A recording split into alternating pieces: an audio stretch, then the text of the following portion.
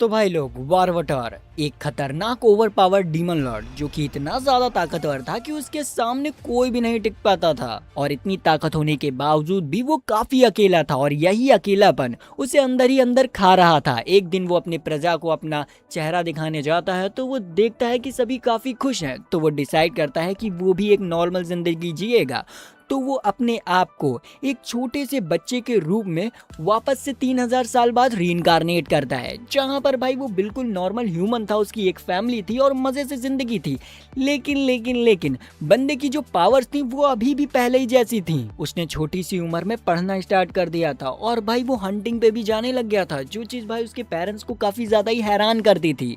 लेकिन फिर भी हमारा बंदा खुश था क्योंकि अब वो एक नॉर्मल ह्यूमन है, वो सबसे दोस्ती कर सकता है और भाई बैडीज को भी पटा सकता है। एक दिन हमारा बंदा अपने घर की खिड़की से नीचे कुछ बच्चों को खेलते हुए देखता है और इस पॉइंट पर हमारे बंदे का नाम 8 है और हम इसे 8 ही कहने वाले हैं। वो सोचता है कि चलो इन बच्चों से दोस्ती की जाए क्योंकि उसके कोई दोस्त नहीं थे, तो वो डायरेक्ट ही उन्हें अप्रोच कर देता है। लेकिन वो बच्चे इसकी आंखों में भाई ठरक देखते हैं और डर के भाग जाते हैं। ये देखकर हमारे बंदे का दिल टूट जाता है, लेकिन वो हार नहीं मानता और डिसाइड करता है कि अब वो शहर में जाके नए नए दोस्तों को बनाएगा। और शहर जाता है और तभी उसे 3 लड़कियां मिलती हैं, जिससे कि भाई वो अंधाधुंध बात करने की कोशिश करता है। लेकिन जैसे ही वो बात करता है, बेचारे के अरमानों का कौवा खड़ा हो जाता है और इसी शर्मिंदगी से वो अपने आप को छुपाने लगता है। लड़कियों को लगता है कि पता नहीं इसे क्या हो गया, तो वो उससे भाई पूछते हैं कि क्या हो गया। लेकिन तभी उनकी नजर भी हमारे बंदे के अरमानों के खंबे पे पड़ जाती है और वो भाई उसे हवसी समझकर वहां से भाग जाते हैं। लेकिन वो ज्यादा दूर जा पाती उससे पहले ही हमारे बंदा अपना अरमानों के कौवे को शांत करता है और उन तीनों को उससे दोस्ती करने के बदले में आधी दुनिया देने का ऑफर देता है। ये सुनते ही लड़कियां समझ जाती हैं कि ये बंदा ठरकी के साथ साथ दिमाग का पैदल भी है और वहां से भाग जाती हैं बेइज्जती करके हमारे बंदे की। जिस पर भाई 8 अपने घुटनों पे गिर के कहता है कि यार इससे अच्छा तो मैं डीमन लॉर्ड ही सही था। खैर फिर वो घर आ जाता है और सोच रहा होता है कि भाई अब वो बंदिया कैसे पटाए। तभी वहां पर उसके गांव के मेयर आ जाते हैं, जो कि पार्ट टाइम लव गुरु भी थे, और वो हमारे बंदे को देते हैं अच्छी अच्छी ट्रिक लड़कियां पटाने की। और हमारा बंदा उनसे अच्छी अच्छी ट्रिक्स सीख कर वापस से जाता है उन लड़कियों के पास उन्हें इम्प्रेस करने के लिए। लेकिन उन लड़कियों को वापस से हमारे बंदे की आंखों में ठरक और हवस दिख जाती है, तो वो डर कर वापस से भाग जाती हैं। ये देखकर हमारा बंदा वापस से डिप्रेशन में चला जाता है कि यार लगता है खोट मेरे ही अंदर है। और फिर वो अकेले में जंगल में जाता है अपने हाथों का सही इस्तेमाल करने के लिए। लेकिन तभी अचानक से उसे एक लड़की की चीखने की आवाज सुनाई देती है, तो वो तुरंत ही उड़ते हुए उस लड़की के पास जाता है देखने के लिए कि आखिर मैटर क्या है। वो वहाँ पहुँचता है तो देखता है कि एक छोटी सी एल्फ गर्ल एक बड़े से भेड़िए से फाइट कर रही है, बिल्कुल बहादुरी के साथ। अपने मैजिक का यूज कर वो एक ही झटके में उस वुल्फ का बैंड बजा देती है। इसे देखकर हमारा 8 भाई काफी ज्यादा ही इम्प्रेस हो जाता है और तुरंत उस लड़की से कह देता है कि वाह तुमने कितनी बहादुरी से फाइट की है। लेकिन इस सुनसान जंगल में एक अजनबी इंसान को देखकर भाई ये लड़की डर जाती है और कहती है कि आखिर तुम यहाँ क्या कर रहे हो और क्या करने आए हो। इस पर हमारा बंदा कुछ भी नहीं कहता है, क्योंकि अब उसे क्या बताएगा कि वो यहाँ पर करने आया था। तो वो सीधा सीधे अपने ठरकी मास्टर की टेक्निक का यूज करते हुए इस लड़की को पटाने की कोशिश करता है।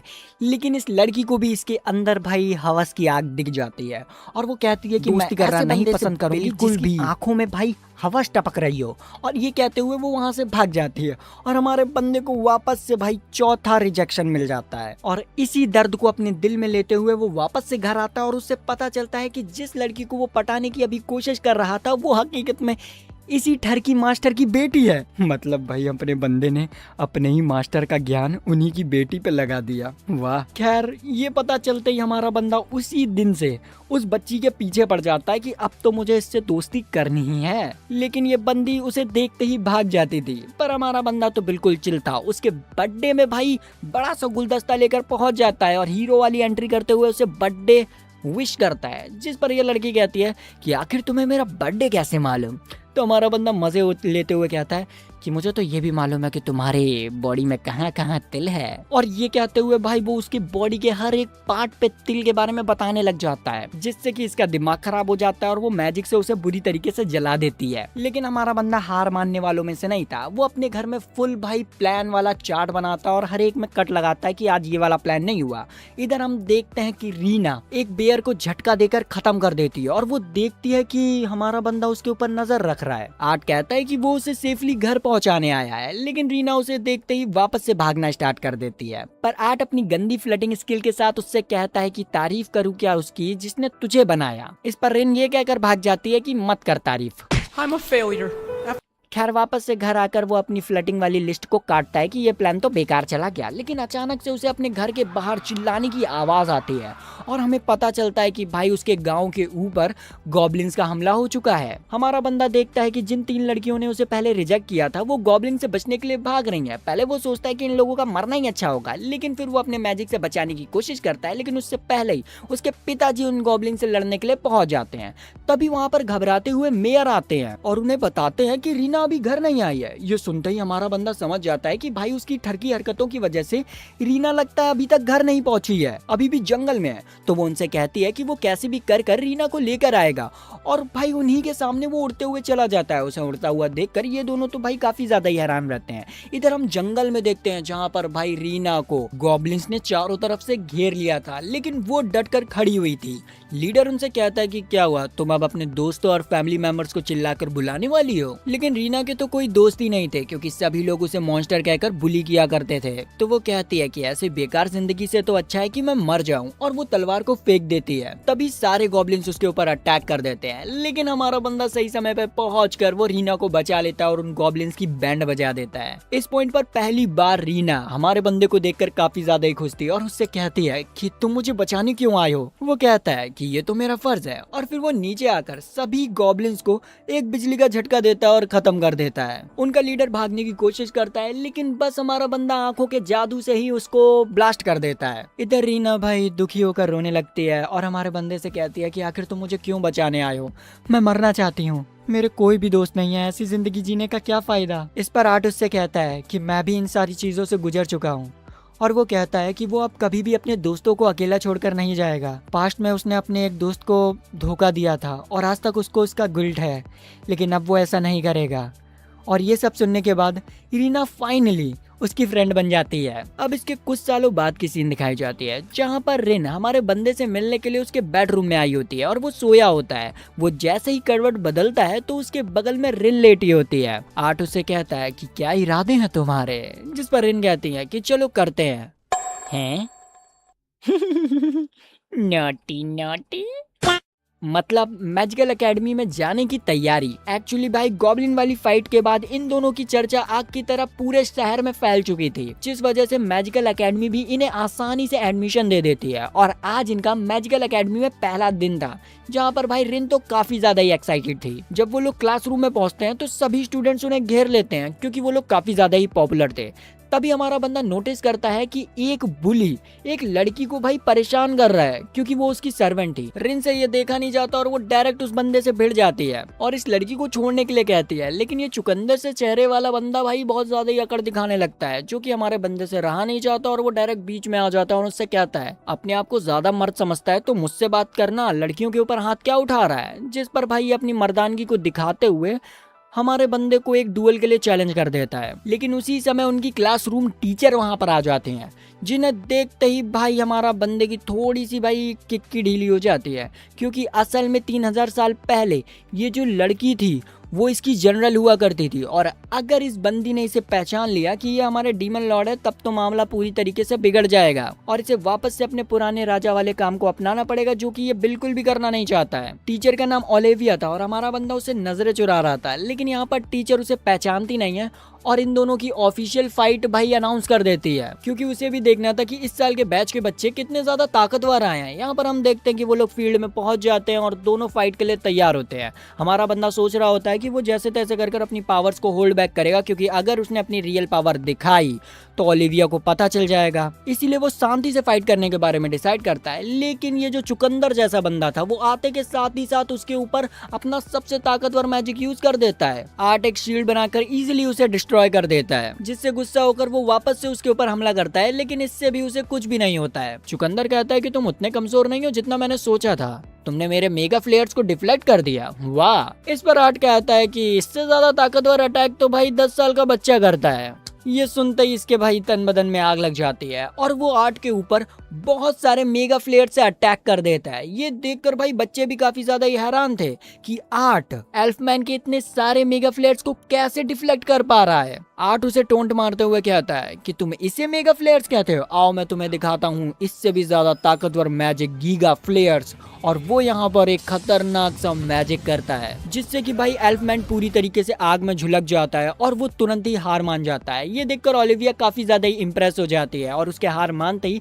हमारा बंदा चुटकी बजाता है, सारी आग गायब हो जाती है। आर्ट एल्फमैन के सामने आ जाता है और क्रीपी तरीके से कहता है कि ये होती है असली गीगा फ्लेयर, आगे कोई गलती मत करना। वो ये कहकर खत्म कर ही पाता कि तभी ओलिविया उसके पास आती है और डायरेक्ट उसके फेस पर आकर उससे कहती है कि तुमने सिर्फ गीगा फ्लेयर नहीं किया, तुमने एल्फमैन के चारों तरफ एक वॉल भी क्रिएट कर दी ताकि उसे ज्यादा नुकसान ना पहुंचे। दोनों मैजिक एक साथ कैसे यूज किए, ये तो सिर्फ एंशिएंट मैजिक यूजर्स ही यूज कर सकते हैं। और भाई जब वो ये सारे सवाल उससे पूछ रही थी हमारे बंदे की भाई सिट्टी पिट्टी गुल हो रखी थी कि कहीं ओलिविया ने इसे पहचान तो नहीं लिया, उसके दिमाग में यही सब चल रहा था। लेकिन फिर ओलिविया बात को पलटती है और सभी को एक एक टीम बनाने के लिए कहती है। ये सुनते ही सब लोग इन दोनों के पीछे पड़ जाते हैं, लेकिन इनकी नजर पड़ती है इस अकेली लड़की पर जिसे कि ये अपनी टीम में रख लेते हैं और ये अपना नाम जैसी बताती है। अब ओलिविया इन लोगों को एक डंजन के पास ले जाती है और कहती है कि यहाँ पर तुम्हें ब्लैक वुल्फ को हंट करना होगा। ये सुनते ही सारे स्टूडेंट्स की फट जाती है, लेकिन ओलिविया हमारे आर्ट को देखकर कहती है कि तुम्हारे लिए तो ये आसान होगा ना। और उसकी ये बात सुनकर हम समझ सकते हैं कि भाई इस बंदी को अपने बंदे पर शक हो चुका है। तभी उनके सामने एक ब्लैक वुल्फ आ जाता है जिसे कि आर्ट एक ही झटके में खत्म कर देता है। ये देखकर जैसी को काफी ज्यादा ही बुरा लगता है क्योंकि वो मैजिक यूज नहीं कर सकती थी। इस पर आर्ट उससे कहता है कि चलो मैं तुम्हें मैजिक सिखाता हूँ, और वो उसे मैजिक्स के बेसिक सिखाने लगता है जो कि वो ढंग से नहीं कर पा रही थी। भाई इतने सालों से बुली होने की वजह से उसका कॉन्फिडेंस लेवल पूरी तरीके से खत्म हो चुका था, लेकिन हमारा बंदा उसे मोटिवेट करता है। तभी उनके सामने एक और वुल्फ आ जाता है जिसे कि आर्ट अपनी उंगली घुमाकर मैजिकल सर्कल से खत्म कर देता है। आर्ट उन दोनों को इस बात को सीक्रेट रखने के लिए कहता है क्योंकि ये मैजिक स्पेल उसने खुद बनाया था। ये सुनकर ये दोनों ही काफी ज्यादा ही हैरान हो जाते हैं। इसके बाद वो उन दोनों को ही स्पिरिट स्केल मैजिक सिखाने लगता है। इसका यूज करना जैसी आराम से सीख जाती है और वो एक भेड़िए को भी मार देती है। ये देखकर वो इतनी ज्यादा खुश हो जाती है कि वो आर्ट को तुरंत ही हक कर लेती है। जिसके बाद वो लोग एक कोपचे में जाते हैं, लेकिन वहाँ पर एक ट्रैप था और वो ट्रैप में फंस कर डायरेक्ट एक बड़ी सी डंजन में गिरते हैं और उनके सामने एक बहुत बड़ा मॉन्स्टर आ जाता है। उसे देखकर आर्ट कहता है कि अब मैं तुम लोगों को स्क्रिप्ट मैजिक का एक लास्ट लेसन दूंगा, और ये कहते हुए वो उस मॉन्स्टर के अटैक को अपनी एक उंगली से रोक लेता है और उसे दूर फेंक देता है ताकि एक डिस्टेंस क्रिएट हो सके। फिर अपनी उंगलियां घुमाता है जिससे कि बहुत सारे सर्कल बन जाते हैं और उसके ऊपर धक्का-पेल अटैक होने लग जाते हैं। वो बताता है कि स्क्रिप्ट मैजिक एनवायरनमेंट के मैजिक को एब्जॉर्ब करता है, जिस वजह से वो अनलिमिटेड अटैक कर सकता है। मॉन्स्टर जब जमीन पर गिरा था तो आर्ट जैसी से फाइनल अटैक करने के लिए कहता है। बुलिंग की यादें उसके दिमाग में फिर से आने लग जाती हैं, लेकिन वो अब हिम्मत दिखाती है और उस मॉन्स्टर के ऊपर काफी सारे सर्कल बनाकर उसे खत्म कर देती है। और फिर अपनी जीत का जश्न मनाने के बाद वो लोग ओलिविया के पास उसके सींग लेकर पहुंच जाते हैं और बताते हैं कि इसे जैसी ने हराया। ये सुनकर एल्फमैन कहता है कि जैसी तो एक नंबर की नल्ली है, वो तो बस अपने टीममेट्स के ऊपर बोझ बन सकती है और कुछ नहीं। और ये कहते हुए वो भाई इन दोनों की भी बेइज्जती करने लग जाता है। ये सुनते ही भाई जैसी का सबर का बात टूट जाता है और वो एल्फमैन को जोरदार चांटा मारती है और कहती है कि आइंदा से मेरे दोस्तों की बेइज्जती मत करना। और ये बंदा भीगी बिल्ली बन के रह जाता है। अगले दिन हम देखते हैं कि हमारा बंदा प्रिंसिपल ऑफिस से आराम से वापस आ रहा होता है, तभी जैसी उसके पास आती है और डायरेक्ट उससे डेट पर चलने के लिए पूछती है। अब आज से पहले तो हमारा बंदा कभी डेट पर गया नहीं था, तो वो सोचने लगता है। तभी सोचते सोचते उसकी निगाहें पड़ती हैं जैसी के चेहरे पर, और इतनी बड़ी बड़ी आंखों को देखकर वो हमारा बंदा हाँ कह देता है। इतने में ही वहाँ पर रिन भी आ जाती है जो कि उनकी बात सुन लेती है और कहती है कि मैं भी तुम लोगों के साथ चलूंगी, जिस पर भाई जैसी मान जाती है। और अब इन लोगों का होगा थ्रीसम। लेकिन भाई यहाँ पर रिन को समझ नहीं आता कि ये लोग करने क्या वाले हैं, जिस पर जैसी उसके कान में आकर उसे सब कुछ बताती है। और ये सुनकर उसके तो भाई धुएं छूट जाते हैं। क्या ये सही में वो सब करने वाले हैं जो हम सोच रहे हैं? कहानी में आगे बढ़ना पड़ेगा, मजा आएगा। खैर अगले दिन ये लोग डेट पर मूवी देखने जाते हैं, जहाँ पर आर्ट के पास्ट लाइफ के बारे में दिखाया जा रहा था फुल एक्शन मोड में। इधर तो एक्शन चल रहा था, लेकिन इन लोगों के बीच में कुछ अलग ही एक्शन चल रहा था, जहाँ पर भाई आर्ट को पछतावा हो रहा था कि आज उसे टाइट पैंट पहन के नहीं आनी चाहिए थी। खैर मूवी के खत्म होने के बाद इन दोनों में झगड़ा होने लगता है कि आर्ट किसके चुने हुए रेस्टोरेंट में जाएगा, लेकिन एंड दी एंड जैसे ही उनको अपने रेस्टोरेंट के पास ले जाती है, वो लोग जब जा रहे होते हैं कुछ रंगीन गलियों के पास से, तभी उन्हें एक आवाज सुनाई देती है जहाँ पर कुछ बंदे कह रहे होते हैं कि वो किस तरीके से क्वीन को मारेंगे। इसके बाद वो लोग एक नाले में चले जाते हैं। अब ये सुनने के बाद ये लोग इन्वेस्टिगेशन मोड में चले जाते हैं और इनका पीछा करने लग जाते हैं। वो बंदे एक बहुत बड़ा मैजिकल सर्कल बनाते हैं और उसी वक्त रिवील होता है कि हकीकत में तो ये हमारे आर्ट की टीम को ही किडनैप करना चाहते थे। लेकिन हमारा बंदा बिंदास होकर कहता है कि तुम्हारा प्लान फेल हो चुका है, जितने में उनका लीडर उसके ऊपर फायर मैजिक करके उसे पूरी तरीके से जला देता है। लेकिन इससे हमारे बंदे का बाल भी बाका नहीं होता और वो सबसे पहले उस मैजिकल सर्कल को डिस्ट्रॉय करता है और फिर जितने भी हुडी वाले बंदे थे उन्हें झटका देकर खत्म कर देता है, सिवाय उनके लीडर के, क्योंकि वो उससे कुछ इन्फॉर्मेशन निकलवाना चाहता था। अब हमारा बंदा इतना ज्यादा खतरनाक था कि भाई ये हुडी वाले बंदे की फट जाती है और फट के ये अपने रियल फॉर्म में आ जाता है और छत पर छेद कर भागने की कोशिश करता है। अब इन दोनों को लगता है कि भाई ये तो भाग गया, इसे पकड़ेंगे कैसे। लेकिन हमारा बंदा उन्हीं के सामने उड़ते हुए निकल जाता है और उनसे कहता है कि ये भी किसी को मत बताना। अब मॉन्स्टर बाहर निकलकर एक बच्ची को पकड़ लेता है, जिसे देखकर वहाँ पर सभी लोग डरने लगते हैं। लेकिन आर्ट उनसे कहता है कि मैं हीरो का बेटा हूँ, चिंता करने की कोई जरूरत नहीं है। लेकिन मॉन्स्टर तो यहाँ पर चौड़ में कहता है कि बेटा मेरे पास हॉस्टेज है, मार दूंगा। आर्ट कहता है कि कौन सा हॉस्टेज, जरा बता। और हमें पता चलता है कि हमारे बंदे ने पहले ही मॉन्स्टर के ऊपर एक इल्यूजन मैजिक कर दिया था, जिससे कि उसे लगा कि उसने बच्चे को पकड़ के रखा है।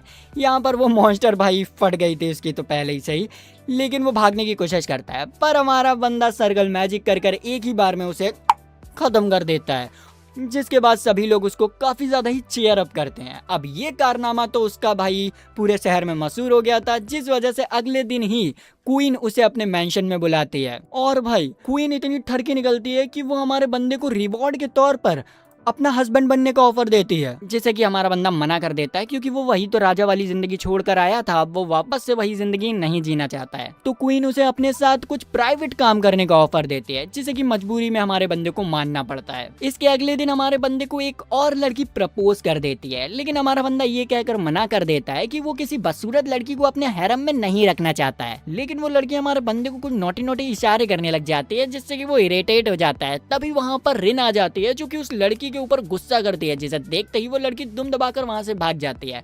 हमारा बंदा उसे थैंक यू कहता है, लेकिन रिन मुंह फैलाकर वहां से भाग जाती है और हमारा बंदा भी लाइक अब इसे क्या हुआ, लड़कियों को नहीं समझा जा सकता।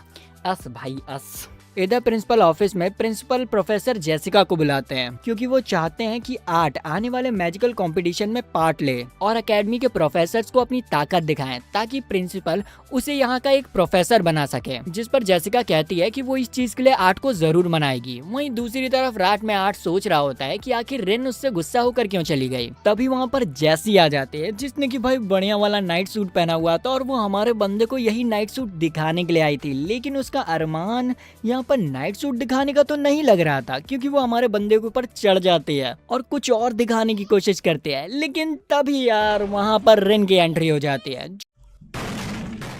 जो कि खुद भी कुछ दिखाने आई थी। लेकिन जब वो जैसी को हमारे बंदे के साथ देखती है तो वो काफी ज्यादा गुस्से में आ जाती है और आर्ट को ठरकी समझकर उसके ऊपर बहुत सारी चीजें फेंकने लग जाती है। लेकिन आर्ट उसे समझाता है कि वो दोनों ही उसके लिए इम्पोर्टेंट है, तो दोनों के साथ वो कर सकता है। इस पर जैसी तो तुरंत मान जाती है, लेकिन रिन थोड़ी सी शर्मा रही होती है। तभी हमारा बंदा उससे पूछता है कि आखिर तुम दोनों को ऐसे कपड़े पहनने के लिए किसने कहा। तो हमें पता चलता है कि भाई आर्ट की मम्मी ने ही इन सबको ये आइडिया दिया था, इतने बढ़िया बढ़िया कपड़े पहनकर अपने लौंडे को सिड्यूस करने का। लेकिन यहाँ पर रिन जैसी को ब्लेम करने लगती है कि जब से उसने आर्ट से फ्लर्टिंग स्टार्ट की है, तब से स्कूल की सभी लड़कियां उसके पीछे पड़ चुकी हैं। और इसी बात को लेकर भाई इन दोनों की बहस स्टार्ट हो जाती है, जिससे गुस्से में आकर आर्ट उन्हें घुटने पर बैठने के लिए कहता है और एक दूसरे से माफी मांगने के लिए कहता है। वो दोनों एक दूसरे से माफी मांग पाते उससे पहले ही वहाँ पर जेसिका आ जाती है, जो कि इन लोगों की बहस को सुन लेती है और उनसे कहते हैं कि तुम दोनों आने वाली मैजिक कॉम्पिटिशन में पार्ट ले सकते हो और तुम में से जो जीता उसे मिलेगा आर्ट एक पूरी रात के लिए। जो सुनते ही भाई ये दोनों काफी एक्साइटेड होती हैं और मान जाती हैं पार्टिसिपेट करने के लिए। अब टूर्नामेंट वाला दिन आता है, जहां पर मेयर और आर्ट के पेरेंट्स को बनाया गया था जज, और यहाँ पर वो माथा पकड़ के बैठा था क्योंकि ओलिविया उसके ठीक बगल में बैठी हुई थी। इधर रिन की बारी आती है तो आर्ट तो हाथ जोड़कर प्रार्थना करने लग जाता है कि ये हार जाए, वरना मुझे प्रोफेसर बनना पड़ेगा। इधर बैटल स्टार्ट होती है, रिन की अपोनेंट उसके ऊपर हमला करती है। रिन जैसे तैसे करके उसके अटैक को डॉज करती है। तभी उसकी नजर आर्ट पर पड़ती है, जो कि भाई उसके हारने की प्रार्थना कर रहा होता है, लेकिन उसे लगता है कि आर्ट उसके जीतने की प्रार्थना कर रहा है, जिसे देखकर वो वापस से मोटिवेट हो जाती है और उंगली घुमाकर उस लड़की के चारों तरफ सर्कल बनाकर उसे खत्म कर देती है। वापस जाते समय रिन को जैसी मिलती है और ये दोनों आपस में वादा करते हैं कि ये दोनों फाइनल्स में जरूर मिलेंगे, और भाई ऐसा होता भी है। ये दोनों ही अपनी बैटल्स को बहुत अच्छे से लड़ते हैं और जीतते भी हैं। एट द एंड फाइनल्स में ये दोनों आपस में खड़े हो जाते हैं। यहाँ बैटल स्टार्ट हो पाती उससे पहले ही आर्ट को स्टेडियम में कुछ अजीब लगता है। तभी एक हुडी वाला बंदा खड़ा होता है और भाई अपने मॉन्स्टर फॉर्म में आकर अपने साथियों के साथ वहाँ पर तबाही मचाना स्टार्ट कर देता है। तभी जेसिका वहाँ ओलिविया और आर्ट को बताती है कि पूरे शहर में डीमंस ने अटैक कर दिया है, तो वो लोग अलग अलग होकर उनसे फाइट करने के लिए निकल जाते हैं। इधर जैसी के ऊपर एक मॉन्स्टर अटैक करता है, जिससे बचने के चक्कर में वो जमीन पर गिर जाती है, लेकिन सही समय पर रिन आकर उसे बचा लेती है।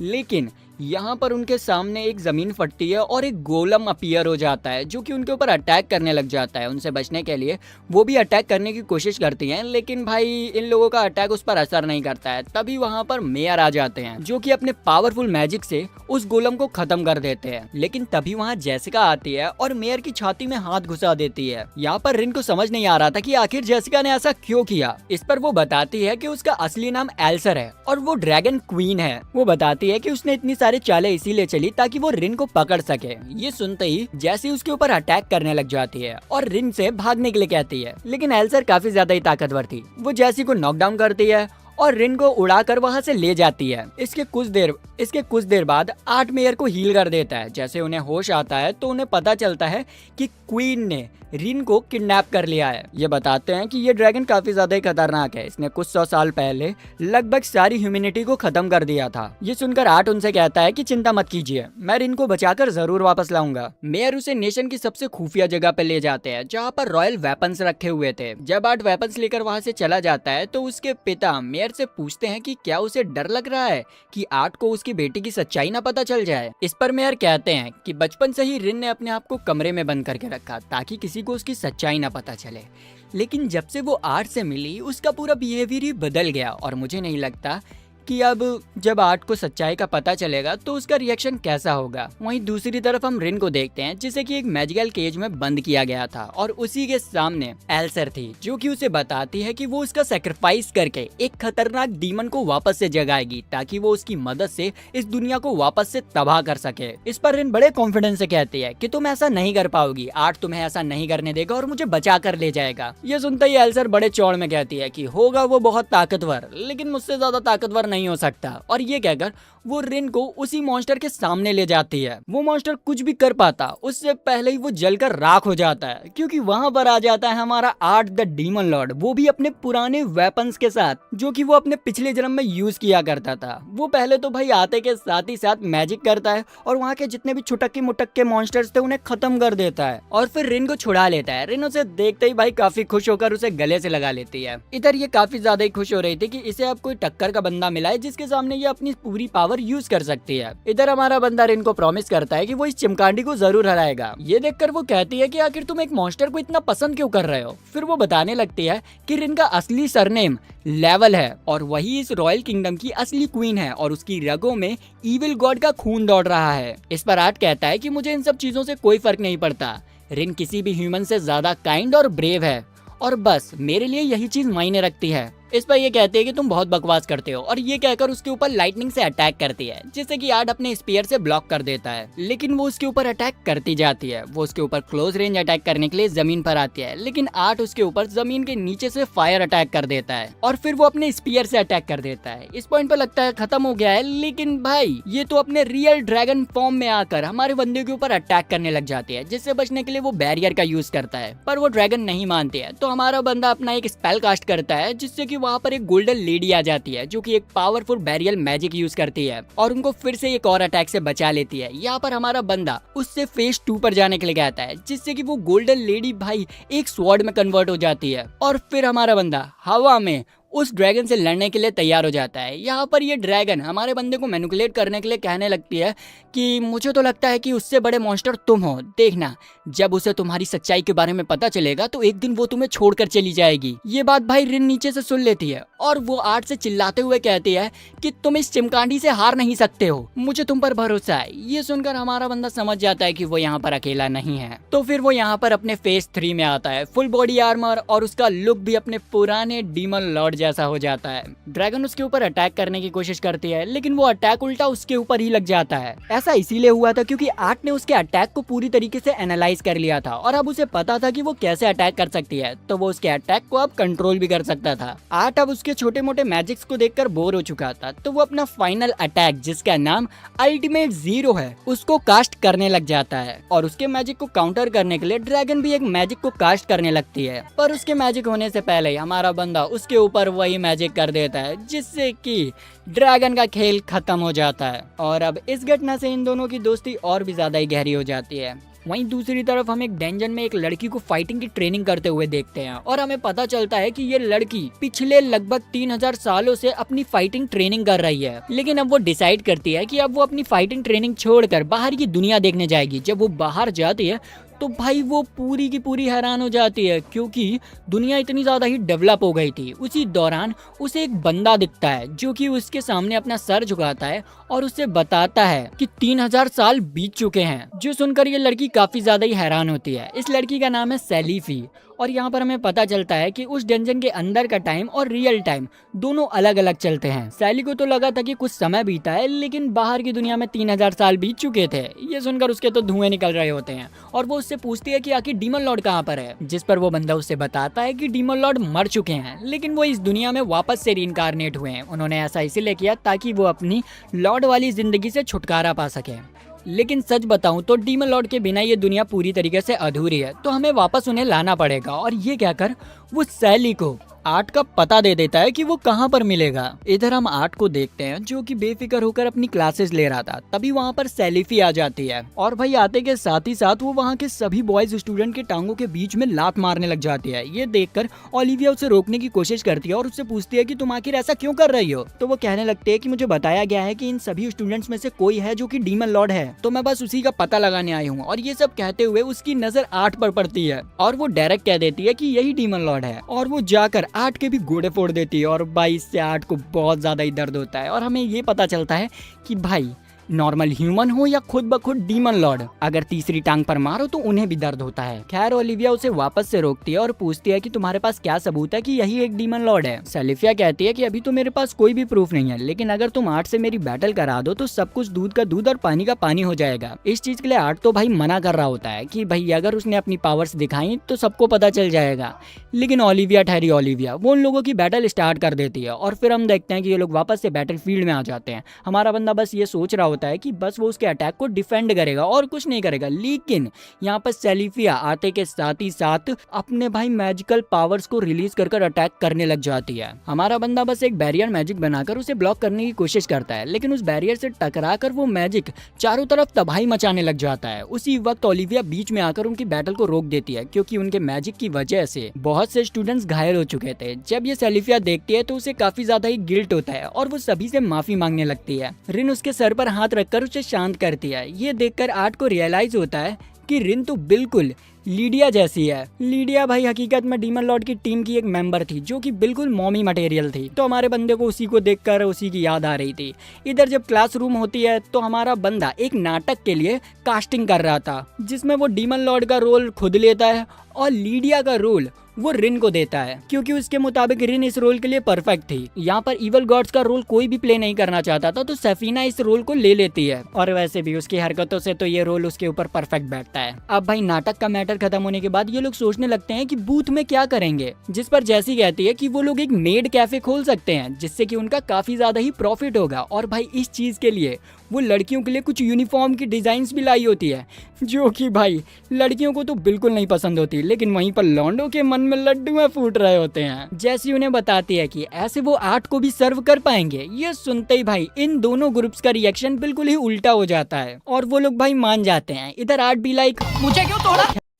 खैर इधर वही मास्क वाला बंदा ये सारी चीजें अपने ऑर्ब से देख रहा था। इसके अगले दिन फेस्टिवल स्टार्ट हो जाता है जहाँ पर रिन और आर्ट हर जगह की निगरानी रख रहे थे और स्टॉल्स को भी देख रहे थे। तभी अचानक से उन्हें धमाके की आवाज सुनाई देती है। वो जाते हैं तो वहाँ पर सैफीना ने एक बैंडर को भाई अपनी स्वॉर्ड के पॉइंट में रख के रखा था क्योंकि उसे लग रहा था कि ये एक डीमन है। तभी वहाँ ओलिविया आती है और उसे बताती है कि वो कोई डीमन नहीं है, वो उसे काफी समय से जानती है और ये सही इंसान है। सफीना की ऐसी हरकत देखकर ओलिविया उससे पेट्रोलिंग करने से मना कर देती है तो रिन उसे अपने कैफे में मदद करने के लिए कहती है। इसके बाद रिन अकेडमी के बीचों बीच खड़े एक बड़े से पेड़ की तरफ देखती है जिसके अंदर से उसे बहुत नेगेटिव वाइब्स आ रही थी, जिसे देखते हुए आर्ट बताने लगता है कि लेजेंड्स की माने तो कहा जाता है कि इस कंट्री के थर्ड किंग, जिन्हें कि द ग्रेट स्वॉर्ड किंग के नाम से भी जाना जाता है, उन्होंने इस जगह पर कुछ स्पेशल सील किया था। तभी ओलिविया कहती है कि तुम सही कह रहे हो, इसी के साथ इस फेस्टिवल का मेन अट्रैक्शन स्वॉर्ड किंग के नाम पर किए जाने वाला टूर्नामेंट भी है जिसमें कि वो खुद भी पार्टिसिपेट कर रही है। और वो इसी के साथ ये भी बताती है कि उसने आर्ट का भी नाम उसमें लिखवा दिया है। ये सुनते ही आर्ट कहता है कि उसने इतनी सारी चीजों में पहले ही से हिस्सा ले लिया है, इसमें वो नहीं ले सकता। ये सुनते ही ओलिविया गुस्से में उससे कहती है कि यहाँ की प्रोफेसर मैं हूँ और मेरी ही बात चलेगी, बकवास बंद करो। अब हमारा बंदा कर भी कह सकता था तो वो डायरेक्ट जैसी के मेड कैफे में जाता है, लेकिन अचानक से दीवार तोड़कर वहाँ पर सेल्फी आ जाती है क्योंकि इस छिछोरे लड़के ने उसके बॉल्स को छूने की कोशिश की थी तो वो इसकी जान लेने वाली थी। लेकिन हमारा बंदा उस बंदे को पैरालाइज करता है और फिर अपने मैजिक से इस दीवार को भी ठीक कर देता है। फिर वो सेल्फी को थोड़ी सी डांट लगाता है स्कूल की प्रॉपर्टी को हार्म करने के लिए। अब ये सब करने के बाद वो कैफे के अंदर जाता है और आराम से बैठ जाता है। सभी लड़कियां उसकी खातिरदारी करने के लिए लाइन से खड़ी हो जाती हैं, जो देखकर हमारा बंदा शर्म से पानी पानी हो जाता है। तभी वहाँ पर रिन आती है जो कि उन सभी पर चिल्लाने लग जाती है। जैसी सामने आती है और कहती है कि वो तो सिर्फ अपने कस्टमर को सर्व कर रहे हैं, जो सुनते ही रिन खुद भी मेड वाली ड्रेस पहन लेती है और उन सभी से कहती है कि मेरे अलावा आर्ट को कोई भी सर्व नहीं करेगा। ये सुनते ही इन लोगों में एक और बहस स्टार्ट होने लगती है, लेकिन उससे पहले ही बाहर अनाउंसमेंट होती है, द ग्रेट स्वॉर्ड कॉम्पिटिशन कल से स्टार्ट होने वाला है और इसका ग्रैंड प्राइज होली स्वॉर्ड की फर्स्ट कॉपी होगी। ये सुनते ही सिल्वी भी कॉम्पिटिशन में हिस्सा लेने के लिए तैयार हो जाती है क्योंकि उसे वो स्वॉर्ड चाहिए थी। इस पर रिन भी कंपटीशन में हिस्सा लेने के लिए कहती है, जिसे देखते हुए जैसी भी कहने लगती है वो भी कंपटीशन में हिस्सा लेगी ताकि वो आर्ट की तलवार को हैंडल करना सीख सके। ये सुनकर रिन उस पर चिल्लाने लगती है कि वो जानबूझ के ऐसी छिछोरी बातें कर आर्ट को अपनी तरफ करना चाहती है और इन दोनों में भाई वापस से लड़ाई स्टार्ट हो जाती है। ये दोनों कहती हैं कि उस समय का जो मैच हम दोनों का रह गया था अब वो बराबर करेंगी। कंपटीशन के दौरान पहला मैच रिन का होता है जो कि अपने ओपोनेंट को इजीली हरा देती है। सेल्फी भी अपने ओपोनेंट को हरा देती है और इधर ओलिविया का ओपोनेंट तो भाई डर के मारे ही हार मान लेता है। हमारा बंदा भी अपने ओपोनेंट को हरा देता है क्योंकि भाई उसको हराना जरूरी था, वरना यहाँ पर उसकी गंदी वाली बेइज्जती हो जाती। खैर अब मैच होता है जैसी का, जिसके सामने भाई एक हट्टा कट्टा बंदा था और वो बंदा जैसी के ऊपर भारी पड़ रहा था, जो देखकर आर्ट उसे मोटिवेट करते हुए कहता है कि अगर जैसी तुमने इसे हरा दिया तो मैं तुम्हें अपनी मजबूत तलवार दिखाऊंगा। ये सुनते ही जैसी के अंदर जोश आ जाता है और वो भाई एक ही झटके में उस तगड़े से बंदे को हरा देती है। डीमन लॉर्ड की तलवार में तो सही में बहुत दम है।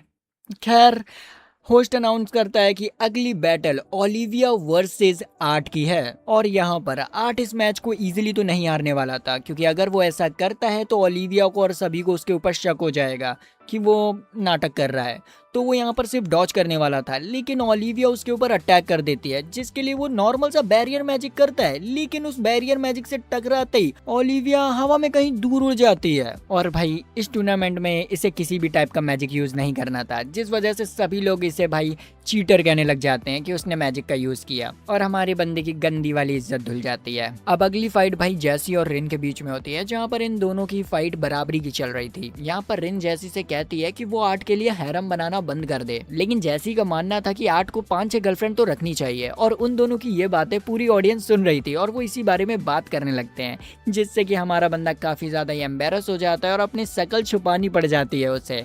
खैर यहाँ पर फाइनल में लास्ट मूव करते ही जेसिका हार जाती है और रिन जीत जाती है। बाहर आने के बाद रिन कहती है कि अब वो मैच जीत चुकी है तो वो अब आर्ट के साथ रहेगी, पर जेनी कहती है कि कंपटीशन से दिल का मामला नहीं किया जा सकता है। इस पर इन दोनों की वापस से बहस होने लगती है। इन दोनों को दूर से वही मास्क वाला बंदा देख रहा था, जो कि कहता है कि एक्टर्स जो अपनी स्क्रिप्ट्स को फॉलो नहीं करते हैं उनसे ज्यादा यूजलेस कुछ भी नहीं। थोड़ी देर में इन लोगों का डीमन लॉर्ड प्ले स्टार्ट हो जाता है, जहाँ पर सेल्फी रिन को आर्मर में देखती है तो उसे अपनी बहन लीडिया की याद आने लगती है। इधर हमारे बंदे को अपना ही कैरेक्टर करते हुए काफी ज्यादा ही शर्म आ रही होती है। थोड़ी देर में प्ले खत्म हो जाता है। सेल्फी को अचानक से एक लड़की दिखती है जो कि लीडिया जैसी थी, तो वो तुरंत उसके पास जाती है, पर वो कोई और लड़की थी। तभी वहाँ पर ये चिमकांडी बंदा आ जाता है जो कि सेल्फी को अपने साथ ले जाता है। इधर दूसरी तरफ हम देखते हैं कि ये दोनों सेल्फी का इंतजार कर रहे थे और यहाँ पर ठर की जैसी वापस से अपना हैरम वाला ज्ञान पेलने लग जाती है और कहती है कि मुझे तो लगता है कि सेल्फी भी आज तुम्हें प्रपोज करेगी और हमारे ग्रुप में आ जाएगी। वो ये सारी बकवास बातें कर ही रही होती है कि तभी उतने में सेल्फी वहाँ पर आती है जो कि भाई दिखने में ठीक नहीं लग रही थी। वो डायरेक्ट आर्ट से कहती है चैंपियनशिप खत्म होने के बाद वो उसे ग्रेट ग्रैंड ट्री के पास आके मिले। इधर चैंपियनशिप का फाइनल राउंड स्टार्ट होता है रिन वर्सेस सेल्फी का, जहाँ पर सेल्फी तुरंत ही गायब होकर रिन के पीछे आती है और उसे बेहोश कर एक ही मिनट में गेम को खत्म कर देती है। उसके इतने बदले बिहेवियर को देखकर रिन सोच रहा था कि आखिर इसे क्या हुआ। इसके बाद रात में आर्ट वापस से सेलिफिया से मिलने जाता है ताकि वो उससे बात कर सके, लेकिन यहाँ पर सेलिफिया बात करने के मूड में बिल्कुल भी नहीं लग रही थी क्योंकि वो अपनी डीमन स्वॉर्ड्स निकालकर हमारे बंदे के ऊपर अटैक करने लग जाता है। आर्ट उसकी आंखों को देखकर पहचान जाता है कि सेलिफिया को किसी ने अपने कंट्रोल में कर लिया है, तो वो बस उसके अटैक से बच रहा था। तभी वहाँ पर रिन आ जाती है उसके ऊपर अटैक करते हुए देखकर, तो वो उसे रोकने की कोशिश करती है, तो सेलिफिया उसके ऊपर अटैक करने की कोशिश करती है, पर हमारा बंदा अपने रियल फॉर्म में आकर सेलिफिया को रोक लेता है। लेकिन सेलिफिया के दिमाग में इतना गंदा भूत सवार था हमारे बंदे को मारने के लिए कि वो अपनी स्वॉर्ड से उसके ऊपर अटैक करने लग जाती है। इतनी सारी कोशिश करने के बाद भी वो हमारे बंदे का बाल भी बाका नहीं कर पाती है क्योंकि उसके पास जो स्वॉर्ड थी वो डीमन लॉर्ड ने ही बनाई थी और अपने ही मास्टर को वो हार्म नहीं करते हैं। अब सैफीना तो उसे हरा नहीं पा रही थी, तो वही मास्क वाला बंदा आ जाता है आर्ट से फाइट करने के लिए, लेकिन हमारा आर्ट एक ही झटके में उसकी गर्दन को उड़ा देता है। अब अगले दिन ये और इसकी पूरी क्लास मिलकर एक दूसरी जगह पर फाइटिंग की ट्रेनिंग करने के लिए जा रहे थे। तभी अचानक से टाइम रुक जाता है और ये तीनों ही एक व्हाइट वॉइड में पहुंच जाते हैं, जो कि देखकर उन्हें कुछ भी समझ नहीं आ रहा था। तभी उनके सामने एक सफेद बाल वाला बच्चा आता है, जिसे देखते ही आर्ट तो बिल्कुल सतर्क हो जाता है और उससे पूछता है कि आखिर वो कौन है। वो बच्चा तुरंत ही टेलीपोर्ट होकर आर्ट के पीछे आ जाता है और उससे कहता है जूस पिला दो।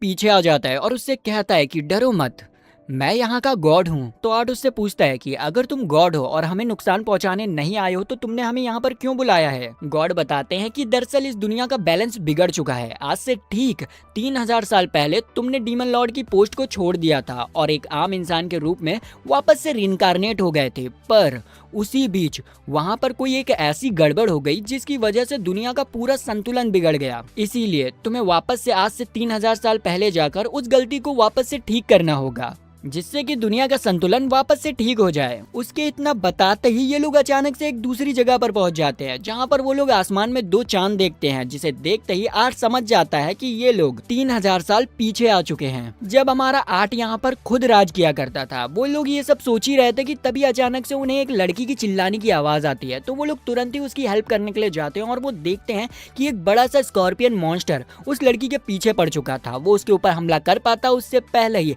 आर्ट बैरियर मैजिक से उसे बचाता है और फिर अपने मैजिक करके उस स्कॉर्पियन को खत्म कर देता है। इतने में ही वहाँ पर उस लड़की की बहन आ जाती है, जो कि और कोई नहीं ओलिविया थी, 3000 साल पहले की। जब उसे पता चलता है कि आर्ट ने उसकी मदद की है तो वो उसका शुक्रिया अदा करती है और उसकी पावर से इम्प्रेस होकर उसे डायरेक्ट अपने डीमन लॉर्ड से मिलवाने के लिए जाती है, जो कि खुद हमारा आर्ट ही था, लेकिन 3000 साल पहले वाला। फाइनली इन दोनों का आमना सामना होता है, लेकिन वाल्वर्डोस आर्ट को पहचान नहीं पाता है। बस वो ये देखकर हैरान था कि आर्ट सेम टू सेम उसके जैसा दिखता है, लेकिन उसे इस बात का अंदाजा नहीं लगता है। लेकिन जब आर्ट वाल्वर्डोस को डीमन लॉर्ड कहकर पुकारता है तो वो बहुत ज्यादा ही हैरान हो जाता है और कहता है कि एक्चुअली मैं डीमन लॉर्ड नहीं हूँ, डीमन लॉर्ड कोई और है। ये सुनते ही आर्ट समझ जाता है कि हकीकत में पास्ट में क्या बदलाव हुआ है। इस पॉइंट तक कि वाल्वर्डोस को डीमन लॉर्ड बन जाना चाहिए था और अब उसे सब कुछ समझ आ जाता है। तो वो तुरंत ही एक इमरजेंसी मीटिंग बैठाता है और उन सभी को बता देता है कि वो तीनों ही फ्यूचर से आए हैं अपने पास्ट को ठीक करने के लिए, और वो वाल्वर्डोस को भी बता देता है कि उसका हकीकत में पास्ट क्या होने वाला था, लेकिन शायद किसी छोटी सी गलती की वजह से इस वक्त के टाइमलाइन में कोई गड़बड़ हो गई है, जो कि उसे ठीक करना होगा। इस पर वाल्वर्डोस भी मान जाता है और फिर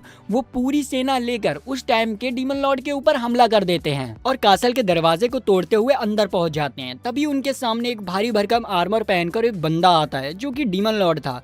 वो आर्ट को देखकर अचानक से रुक जाता है और कहता है कि मैं तुम लोगों से फाइट नहीं करना चाहता, मुझे बस इस बंदे से बात करनी है, वो भी अकेले में। और फिर हम देखते हैं कि वो लोग एक कमरे में बात करते हैं, जहां पर डीमन लॉर्ड अपना मास्क हटाता है और हमें पता चलता है कि ये जो डीमन लॉर्ड है वो और कोई नहीं आर्ट है, लेकिन दूसरे टाइमलाइन से। ये देखकर आर्ट काफी ज्यादा ही हैरान होता है। तभी डीमन लॉर्ड बताता है कि वो यहाँ पर अपने प्यार को बचाने के लिए आया है। वो बताता है कि मेरे टाइमलाइन में लीडिया मारी जा चुकी है, जिससे कि मैं काफी ज्यादा ही प्यार करता था, इसीलिए अब मैं यहाँ पर आया हूँ अपने प्यार को वापस से पाने, इसीलिए यहाँ के डीमन लॉर्ड को मैं मार दूंगा, जिसके बाद मैं उसकी जगह ले लूंगा। ये सुनकर आर्ट कहता है कि ये तो गलत है, ऐसे तुम किसी की जगह नहीं ले सकते, और वैसे भी जो किस्मत में लिखा हुआ है उसे बदला नहीं जा सकता है। ये सुनते ही डीमन लॉर्ड काफी ज्यादा ही गुस्से में आ जाता है और उससे कहता है कि या तो मेरे साथ मिल जाओ या सभी की तरह मारे जाओ, लेकिन हमारा बंदा उसके ऑफर को ठुकरा देता है, जिसे सुनते ही वो डीमन लॉर्ड वहां से गायब हो जाता है। अब अगले दिन वापस से फाइट स्टार्ट होती है, जहाँ पर वो सभी लोग बड़ी बखूबी से डीमन लॉर्ड की आर्मी से लड़ रहे थे। इधर हमारा बंदा भी डीमन लॉर्ड के सामने खड़ा हुआ था और इन दोनों की भी फाइट स्टार्ट हो जाती है, जहाँ पर ये दोनों ही एक दूसरे के ऊपर मैजिक कर रहे थे, लेकिन एक दूसरे का मैजिक इन लोगों के ऊपर काम ही नहीं कर रहा था, क्योंकि इन्हें पता था कि मैजिक को कैसे नलिफाई करना है। तभी हमारा बंदा अपने रियल डीमन फॉर्म में आ जाता है और फिर इन दोनों के बीच में वापस से अटैक होने लग जाता है। यहाँ पर डीमन लॉर्ड आर्ट को समझाने की कोशिश करता है कि उसे उसके साथ मिल जाना चाहिए, वरना सब कुछ तबाह हो जाएगा, लेकिन हमारा बंदा कहता है कि किस्मत में जो लिखा होगा वही होगा। और यही कहते हुए इसी फाइट के दौरान वो डीमन लॉर्ड को बुरी तरीके से घायल कर देता है और डीमन लॉर्ड उसके सामने पड़ा था। वो उससे कहता है कि एक बार मेरी बात सुन लो, हम साथ मिलकर सब कुछ बदल सकते हैं, लेकिन हमारा बंदा उसकी एक भी नहीं सुनता है और अपनी होली स्वॉर्ड से उसके ऊपर अटैक कर उसे खत्म कर देता है। जैसे ही वो डीमन लॉर्ड को खत्म करता है उसकी बॉडी चमकने लग जाती है। वहीं दूसरी तरफ इन दोनों की भी बॉडी चमक रही थी। तभी लीडिया इन दोनों से पूछती है कि क्या फ्यूचर सही में इतना ज्यादा ही बेहतरीन होने वाला है, जिस पर वो कहती हैं कि हाँ कुछ ज्यादा ही। और इसी के साथ ये तीनों ही वहां से गायब हो जाते हैं। इधर हम देखते हैं कि ये लोग मैच जीत चुके थे और अब वेल्वेडोस बन चुका था इस सदी का वापस से एक डीमन लॉर्ड। इधर आर्ट गॉड के सामने खड़ा था और गॉड आर्ट के इस कारनामे से काफी ज्यादा ही इम्प्रेस थे कि उसने मिशन को इतनी आसानी से कंप्लीट कर दिया। आर्ट उससे पूछता है कि आखिर वो कौन है, जिस पर गॉड जाते हुए कहता है कि वो बस उसका एक शुभचिंतक है। आर्ट कहता है कि आशा करता हूँ कि अब मैं तुमसे फिर ना मिलूं। गॉड भी कुछ ऐसा ही कहते हैं, जिसके बाद वो उसे वापस से वही टाइमलाइन में भेज देते हैं जहाँ पर वो थे, मतलब कि भाई मेन टाइमलाइन। उसकी आंखें खुलते ही उसको अपने सामने सेल्फी दिखती है और उन्हें पता चलता है कि वो लोग ट्रेनिंग ग्राउंड तक पहुंच चुके हैं। और इसी के साथ ये एनिमे पूरा का पूरा यहीं पर खत्म होता है। तो अगर आपको वीडियो अच्छी लगी, लाइक सब्सक्राइब घंटा दबाए हमारी फैमिली में आ जाए। तो मिलते हैं नेक्स्ट वीडियो में, तब तक के लिए बाय बाय।